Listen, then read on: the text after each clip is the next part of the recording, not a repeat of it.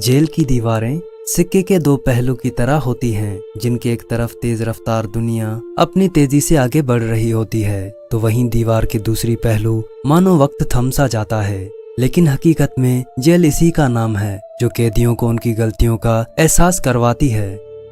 लेकिन जेल में आने के बाद कैदी सिर्फ उस दिन का इंतजार करते हैं कि वो दिन कब आएगा जब वो यहाँ से रिहा होंगे। लेकिन तारीख इन कैदियों पर बहुत बेरहम रही है, जहाँ ये कैदी रिहाई की उम्मीद तो दूर बल्कि जिंदगी की आस तक को छोड़ देते थे। कैदियों को इंतजार रहता तो सिर्फ इनकी मौत का, जो इन्हें इस दर्दनाक जिंदगी से आजाद कर दे। तो इस वीडियो को लास्ट तक जरूर देखना, क्योंकि इस वीडियो में आप जानोगे तारीख की इंतहाई शफाक जेलें और उनमें मिलने वाली अजियतनाक सजाओं के बारे में, जिनको सुनकर किसी भी इंसान की रूह कांप जाए। रूस और चीन के बीचों बीच मौजूद मशरिकी एशिया का मुल्क मंगोलिया कभी अपने कैदियों को ऐसी अजियत देता था जिनके बारे में सोचकर किसी की भी रूह कांप जाए। 20वीं सदी की शुरुआत में इस मुल्क के कैदियों को 3 बाय 4 फीट के एक बक्से में कैद कर लिया जाता था, जिसमें ना तो ठीक से बैठा जा सकता था और ना ही कोई ठीक से लेट सकता था। मंगोलिया में मौजूद ओरका जेल में ऐसे लाखों कैदियों ने तड़प तड़प कर अपनी जान दे दी, जहां उन लोगों को इन्हीं बक्सों में कैद कर लिया जाता था। डेथ कफन से मशहूर 3 बाय 4 के ये बक्से कहने को तो सजा देने के लिए बनाए गए थे, लेकिन असल में ये अपने नाम की तरह मौत का एक जरिया थे, जिसमें जाने के बाद कैदियों की रिहाई तब तक नहीं होती थी जब तक वो जिंदगी की बाजी ना हार जाते। बक्से की साइड में लगभग 6 इंच का एक छोटा सा छेद हुआ करता था, जिसे उन सब कैदियों को खाना खिलाया जाता था, और इन बक्सों के अंदर ह्यूमन वेस्ट को कई हफ्तों तक साफ नहीं किया जाता था। इतनी अजियत दिए जाने के बाद भी अगर इन कैदियों पर कोई रहम किया जाता था तो वो ये था कि ये लोग अपनी मर्जी से सर्दियों के मौसम में खुले आसमान के नीचे इन बक्सों में रह सकते हैं, ताकि धुंध गिरने से इनकी मौत हो सके। शायद अपनी जिंदगी के इन आखिरी लम्हों में खुले आसमान के नीचे अपनी जान देना पूरी जिंदगी इस जहानुम में सड़ने से कई दफा बेहतर रहा होगा। मेमरटाइन प्रिजन, रोम।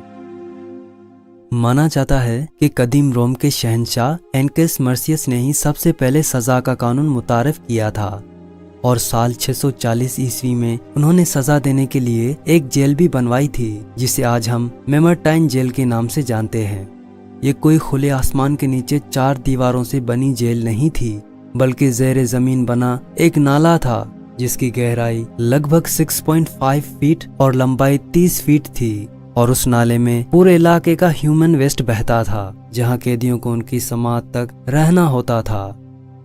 किस्मत से अगर राजा के सामने पेशी हुई तो उन्हें एक मौका मिलता था राजा को अपनी सफाई देने का, वरना कई दिनों तक भूखे प्यासे ये कैदी इस नाले में ही अपनी जान की बाजी हार जाते थे।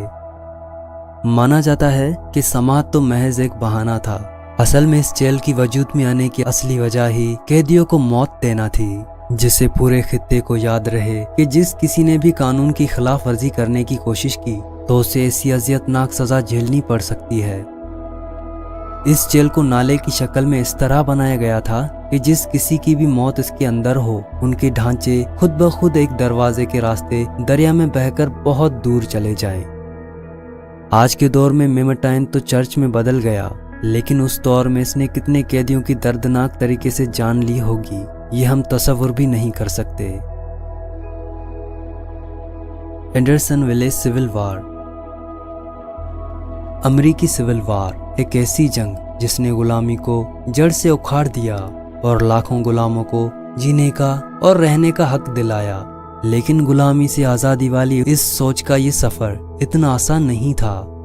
वो सोच जिसने इनकलाब की शक्ल ले ली और अपने ही शहरियों को बागी बना दिया। साल 1861 से लेकर साल 1865 तक चलने वाली इस जंग में उन लोगों को कैदी बनाया गया जो गुलामी के एहतजाज में खड़े हुए थे। इन लोगों की कुर्बानी सिर्फ कैद होने तक महदूद नहीं थी, क्योंकि जिस जेल में इन्हें कैद किया गया था उस जेल का नाम एंडरसन विले था, एक ऐसी जेल जिसके आगे मौत भी बेहतर लगे। तारीखदान बताते हैं कि इस जंग के दौरान एंडरसनविले अपनी साइज के हिसाब से 4 गुना कैदियों से भरी हुई थी, जहां कैदियों के खाने का कोई इंतजाम नहीं था। यहाँ तक कि कैदी जहाँ रहते थे वो लोग पेशाब वगैरह वहीं करते थे। कुछ लोग भूख और प्यास की वजह से दम तोड़ देते थे और बचे हुए कैदियों को जानलेवा बीमारियां घेर लेती। एंडरसनविले की खौफनाक हालतों पर कई किताबें लिखी गई, जहां वहां के कैदियों को एक जिंदा लाश तक बताया गया। जंग तो खत्म हो गई और जुर्मदारों पर कार्रवाई भी की गई, लेकिन इन कैदियों को इंसाफ कभी ना मिल सका और गुलामी से जो आज़ादी मिली उसका जश्न मनाने के लिए ये लोग अब जिंदा नहीं थे।